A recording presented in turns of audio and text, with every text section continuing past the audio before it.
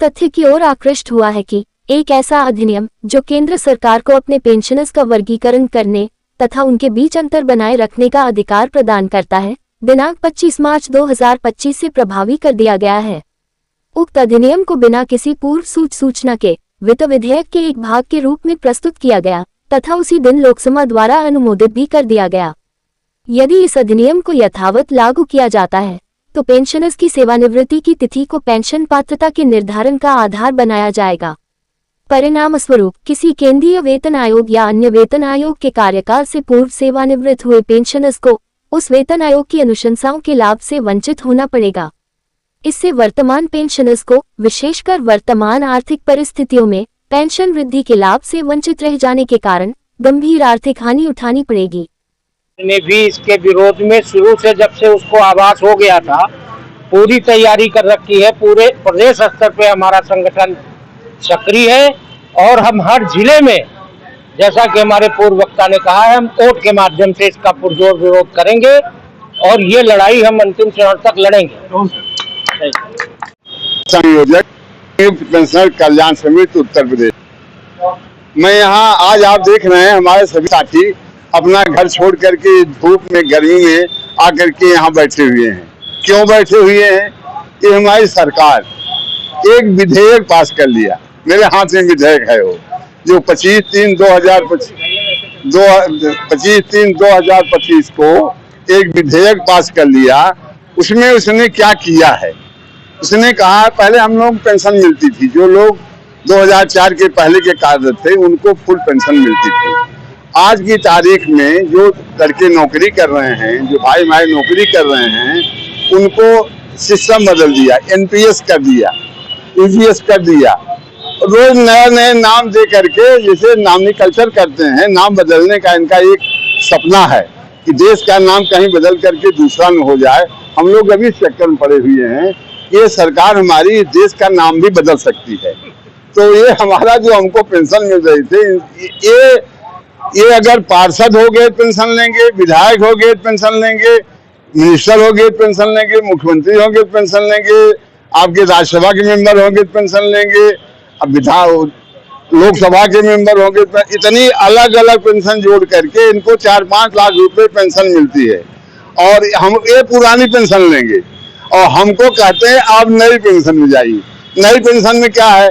हमारा पैसा जो हम जमा करते हैं, कंट्रीब्यूट करते हैं, उस पैसे को ये बड़े बड़े अपने भाइयों को दे देते हैं। अदानी जी को दे देंगे, अंबानी जी को दे देंगे, टाटा को दे देंगे, बिरला को दे देंगे और उनका जो फैक्ट्री बैठ जाएगी, नुकसान हो जाएगा। रुपए है, मैंने डीएम को लिख के दे दिया, ये पेंशन तुम ले लो। 12 से तुम्हारा प्रधान हमको पेंशन दे रहा है, तो हम उस पेंशन को न लेकर के 1000 रुपए की पेंशन क्यों लें? यह विडम्बना है। इस विडम्बना के लिए हम लोग पूरे देश में आज की तारीख में, क्योंकि 1 साल हो गया है, सरकार से हम 1 साल से अनुरोध, विनती, ज्ञापन देते देते जब थक गए हैं, तो आज हम ब्लैक डे मना रहे हैं, काला दिवस मना रहे हैं, पूरे देश में मना रहे हैं।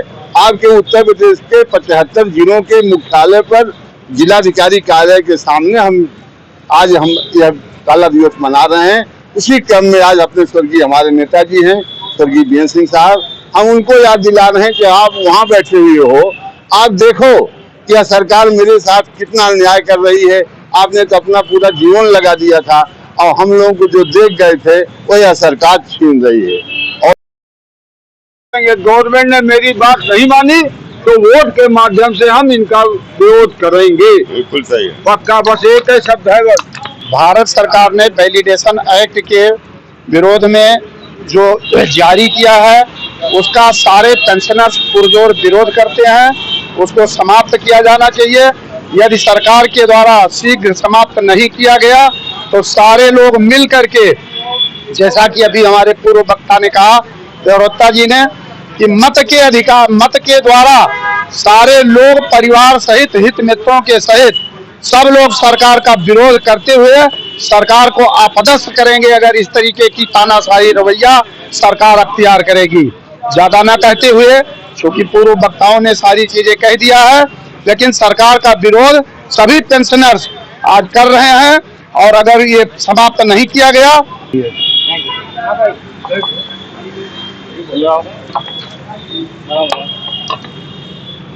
ये जो वैलिडेशन एक्ट पास हुआ है, ये सरकार ने जो तैयारी कर रखी है। ओके, मांगे तो हमारी कई है। मेन मांग एक है हमारी कि जो विधेयक पारित किया है वो हम लोगों के विरुद्ध, वो हम लोगों के हितों की रक्षा नहीं कर पा रहा है। हम चाहते संशोधन हो इसमें, और जो हमारी पुराने मांगे थी, जैसे हम लोग की पेंशन प्रणाली थी जो लागू थी, उसी हिसाब से हमको हमारे हितों की रक्षा की जाए और हमको शुद्ध पेंशन प्रणाली दोबारा पुनः विचार करके इसको लागू किया जाए। 8वां वेतनमान देखिए आएगा। 8वां वेतनमान अभी लागू नहीं हुआ। वेतनमान तो अभी लागू नहीं हुआ। वेतनमान जब आएगा तब उस पर विचार किया जाएगा। अभी तो वेतनमान कुछ आया नहीं है। अभी तो ये है जो कुछ दे देंगे उसमें, लेकिन हमारी जो पेंशन प्रणाली में जो निर्णय न लेने का जो निर्णय लिया है इसको भी शामिल करें, हमारी पेंशन प्रणाली में भी पुनर्विचार करें। आप जो वेतन आयोग का TOR जारी होता था उसमें उल्लेख रहता था। 8वें वेतन आयोग का जो जारी हुआ है उसमें TOR में पेंशनर का उल्लेख नहीं, पेंशन संशोधन का उल्लेख नहीं है, बल्कि उल्टा ये कहा गया है कि पेंशन में कितना व्यय आएगा ये बताए वेतन आयोग। तो व्यय अगर मान लिया हमसे आप मान लिया हमारे संरक्षक है या हमारे अधिकारी हैं और आपसे कहा गया 15 करोड़ का आएगा तो आप कहोगे भैया तुम हम नहीं दे पाओगे तुमको। तो ये गवर्नमेंट ने एक चाल चली हमारे लिए वेतन आयोग के माध्यम से, और वेतन आयोग से ये पूछ रहे हैं कि कितना खर्चा आएगा। खर्चा अगर ज्यादा बता देंगे तो वो कहेंगे हम नहीं देंगे कुछ। तो ये हम इसीलिए वित्त विधेयक का हम यहाँ पुरजोर विरोध कर रहे हैं, और पूरे प्रदेश में नहीं बल्कि पूरे देश में इसका डिस्ट्रिक्ट मुख्यालय पर इसका विरोध किया जा रहा है। मीडिया के लोग हैं, सबसे अनुरोध कर रहा हूं, हमारी इस बात को आदरणीय माननीय प्रधानमंत्री नरेंद्र मोदी, दामोदर दास मोदी साहब को जरूर पहुंचा दीजिए कि हम लोग कष्ट में हैं। इस कष्ट का हल आपको 27 में फिर 29 में आप मेरे पास आएंगे, तो हम भी जब कष्ट में रहेंगे तो हो सकता है मेरा हाथ पांव कहीं दिख न जाए, जो आपको मैंने बनाया है कहीं बगल न हो जाए। यह कहते हुए अपनी बात समाप्त करता हूँ। आज उपस्थिति में हम आप सबसे आभारी हैं।